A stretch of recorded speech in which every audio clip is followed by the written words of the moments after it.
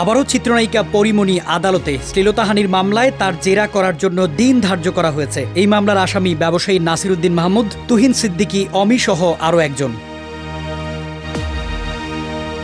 ২৬ মে ঢাকার নারী ও শিশু নির্যাতন দমন ট্রাইব্যুনাল ৯ এ আসেন পরিমণি। এই মামলার বিচারক শাহিনা হক সিদ্দিকার আদালতে তাকে জেরা করবেন আসামি পক্ষের আইনজীবীরা। পরিমণির আইনজীবী নীলাঞ্জনা রিফাত সুরভি বলেন, আসামি পক্ষের প্রশ্নের উত্তর দিতে প্রস্তুত তার মক্কেল।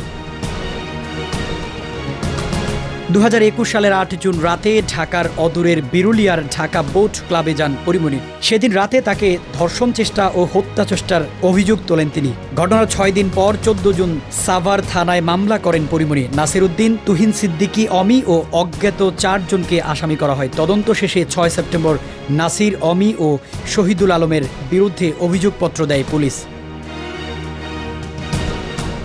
২০২২ সালের ১৯ এপ্রিল আসামি পক্ষ মামলার দায় থেকে অব্যাহতি চেয়ে আবেদন করে। বাদীপক্ষ এর বিরোধিতা করে এবং রাষ্ট্রপক্ষ অভিযোগ গঠনের পক্ষে শুনানি চালায়। অবশেষে ১৮ মে বিচার শুরু করার নির্দেশ দেন আদালত। ২০২২ সালের ২৯ নভেম্বর সাক্ষ্য দিতে আদালতে উপস্থিত হন পরিমণি। কিন্তু ২০২৩ সালের ২৪ জুলাই জবানবন্দি দিতে কিছুটা ইতস্তত করেন তিনি। পরে ক্যামেরা ট্রায়ালের মাধ্যমে বিচার কাজ পরিচালনার আবেদন করলে আদালত তা মঞ্জুর করেন। ২০২৩ সালের ২২ সেপ্টেম্বর পরিমণির জবানবন্দির রেকর্ড সম্পন্ন হয়। এখন চলছে আসামি পক্ষের জেরা।